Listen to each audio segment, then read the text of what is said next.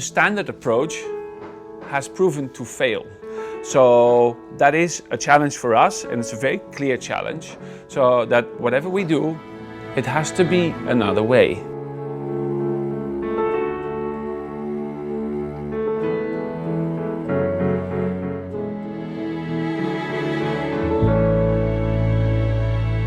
When we started out, about 15 years ago, with a small group of people, Amsterdam was doing very well. The town was growing, it was increasing wealth, and we wondered how it was possible that we could not find better solutions for homelessness than we did at the time. And so we went to look around in different cities and parts of the world, how they coped with homelessness. And we ended up in New York, and we met a person who was the leader of an organization called Pathways to Housing. And the general idea was fight homelessness with providing homes.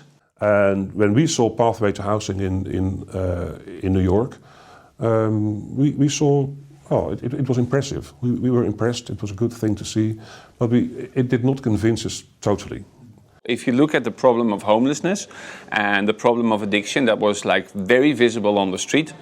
And you would tell a person, these people that are now living on the street, we're going to put them in an individual house and we're going to have as little rules as possible. We're just going to trust them, give them perspective, give them faith. And they said, yeah, but that can never work because these people are ill. And that's also something, if you look at our society, we're based on risk management. We're totally oriented on preventing anything from happening.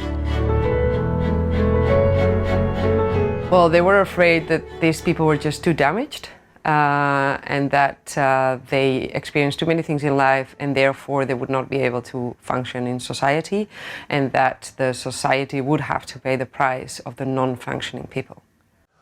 I think the main problem was the way we looked at homeless people, the way we thought about homeless people. We thought homeless people were hopeless people, people who were hardly responsible for their own actions. And the whole doctrine, if you can say that, was aimed at taking away responsibilities, educating people, actually punishing them by putting them into night shelters and then reintegrate them, re-educate them according to the stepping stone theory. So for me, the biggest innovative way is by believing and having the confidence that people that have suffered so much, they can also be an added value in society. So it's actually how we would say in Spanish, we turn the tortilla upside down. So we go totally around. We say, you know, you think that this person is not going to function, and actually this one is the one who's going to really function.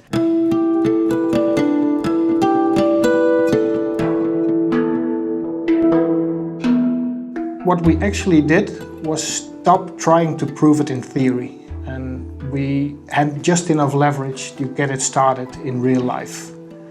And from there on, it actually proved itself. Indeed, the Housing Corporation, the Dageraad at the time in Wessel, and there were certain people who really took the initiative and said, we're going to develop it, whether the city helps us or not.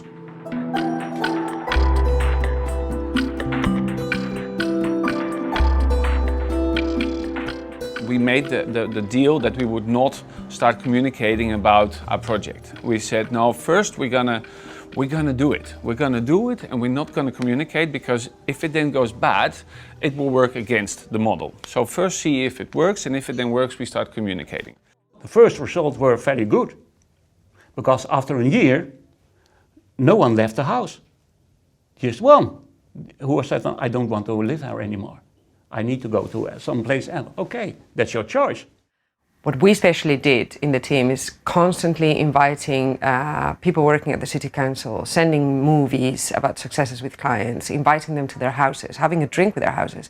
Because at the end of all, we all get carried away with our day practice, and we don't take time to actually show the successes, and we don't make a nice invitation to the people of the city council to say, do you want to have a drink at this house with this client of ours? And our client was just very happy to show all the successes.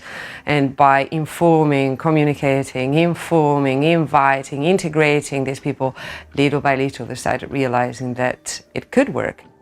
we were still very skeptical, so we said, let's have some research. We asked the University of Nijmegen to research the first 70 or 80 clients who were included in Housing First. And the research really was quite convincing, of course. The first 80 people, Housing First created stability for people and their surroundings. Public nuisance was minimal. People retained their houses. People improved their health.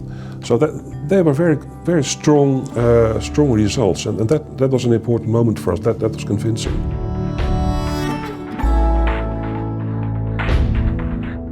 Nowadays, we have from 2016 a program to change the care in Amsterdam on Housing First policy, and we do it together.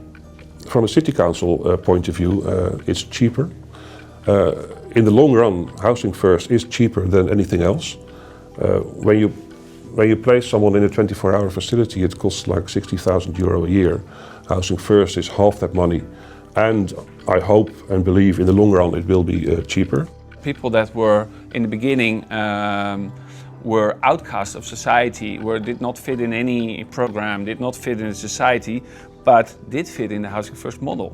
And being in the Housing First model, they started being active citizens again, in their way. Not in my way, probably not in your way, but in their way. Housing First is for me like a lifesaver. Dat huis is je herstel. Als jij dat huis niet hebt, kan je niet herstellen. That means a new life for me. Yeah. Now I have this home.